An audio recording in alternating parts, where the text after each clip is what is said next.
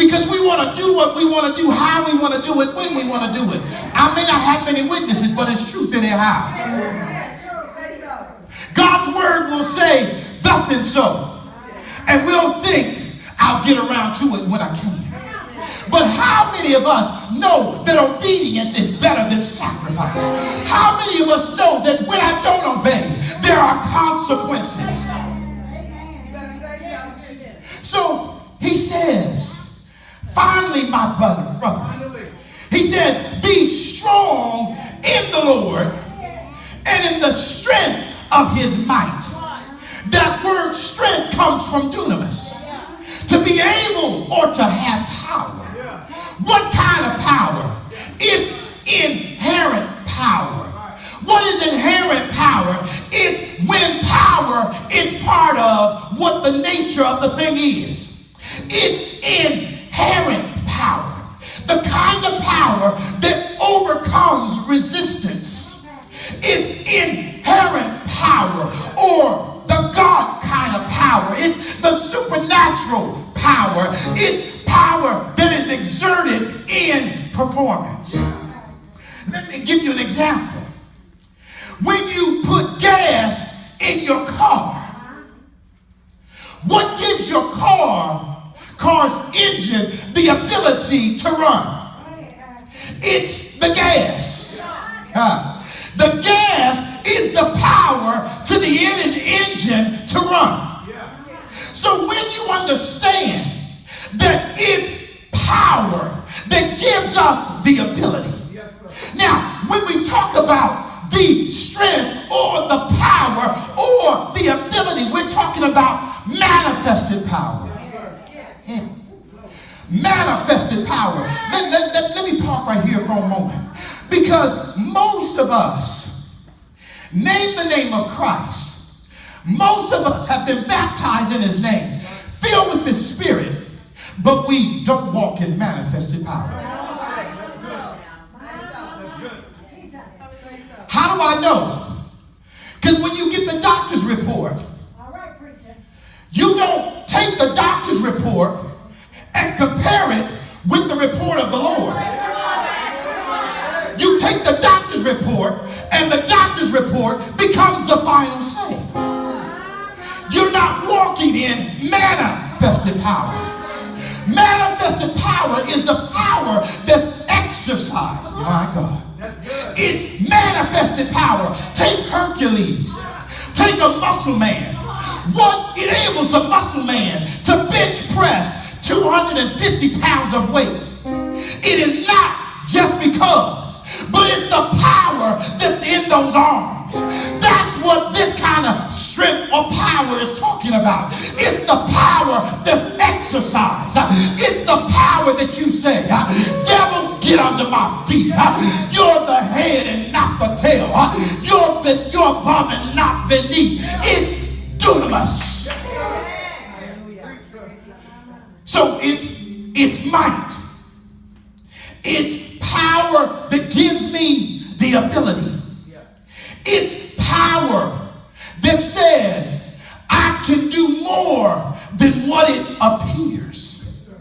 Now, a muscle man's big muscles displays his might, even if he doesn't use it. I said, when you see a brother with large triceps, biceps, it's an indication that he must have some power with him. Right?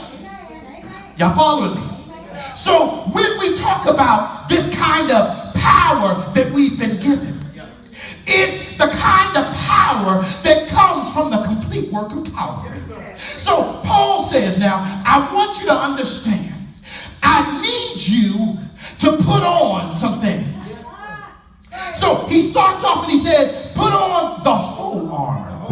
Now, what's interesting about this particular text, I never saw it until God began to show me. When you read this text, it doesn't say put on the armor. It always says in verse 11 and verse 13 to put on the whole armor. Now, why did because there's an indication that sometimes we don't put on all the armor. And let me tell you, this is funny to me, Greer, because then we wonder, why am I struggling in positions or places in my life? Did you put on the whole armor? See, some of us have certain pieces of the armor that we like. We gird up our loins. We put on the breastplate. Some of us like the feet shod. But some of us put on the helmet, but we don't have anything else on. But he liked it, and as God was showing me this, he gave me the analogy of one of my favorite characters in the comic book. And I think he the Iron Man? Iron Man. Brian, notice the Iron Man's armor is all one unit. He don't put on the shoes, Greer, without putting on the leg armor. He don't put on the leg armor without putting on the thigh armor. He don't put on the thigh armor without putting on the arm and the back and the chest armor. He don't put on the chest and the back and the arm armor without putting on the helmet. And notice, if you all have ever watched any Marvel movies, go see them. I love it because the suit is just standing there. And what does he do, Marcus? When it's time to do battle, he just steps in. He steps into the complete suit. He steps into, because it's one unit. What is God saying? In the 2016, you got to put on the whole armor. You can't just put on the helmet. You can't just put on the breastplate. You can't just put on the shoes. Put on the whole armor. So now notice something that I love. Now, Paul uses the analogy, bruh, of the Roman soldier. Now, the Roman soldier, they put on metal. Well, in this day and time, our armed forces, our police, our SWAT team, they don't have metal, they have Teflon. They put on Teflon. They have all of this gear. And what's the purpose of the gear? The gear is to fight off the bullets, the missiles, the artillery of the enemy. So notice, Paul says, put on the whole armor. Why are you putting on the whole armor? Because you need to stand against the wiles of the enemy. You need to stand, get dressed. So when Paul talks about, he says that we need to get dressed. Now, why do we need to get dressed, Tony? Because he says in verse 12, for we wrestle not. Now, that word wrestle means that we struggle not, we fight not, we have conflict or contest not against flesh and blood. You're not fighting your brother or your sister. You're not fighting that job. You're not fighting your mom or your dad. You're not fighting against people. But Paul says, you wrestle not against flesh and blood, but you wrestle against principalities. Now, what is principalities? Well, principalities are systems. What are you talking about, Tony? Now, systems in high places. What are you talking about, Tony? Let me share something with you. The enemy is a strategist. He has systems.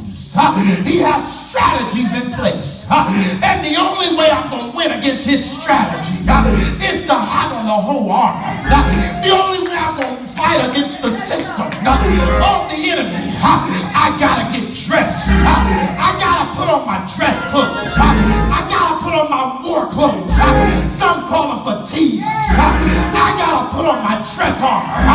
Why do I got to put on my dress armor? Because it's time for war. You go in there, give me a minute. So he says that you wrestle not against flesh and blood, but against principalities. Now, I want you to understand something, beloved. Now, this struggle involves hand-to-hand combat.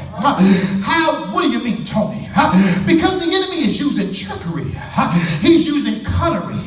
He's being a strategist. But here is where the analogy with wrestling breaks down. For this spiritual battle, and I want you to hear this if you hear nothing else. It's not a battle that's about power, Brian. No, the battle is not about power. The battle is about truth. The battle is about truth. The truth of God's word. Did God say it? Did God say I was delivered? Did God say I was healed? Did God say I was above and not beneath? Did God say I can do all things through Christ that strengtheneth me? What is the battle with Tony? God have mercy. It's about truth. The truth of God's word. Is God a God of his word? Heaven and earth will pass, but his word will stand. Heaven and earth will pass, but not one word will fall to the ground. What is the devil trying to do? He's trying to take the truth of God from your bosom.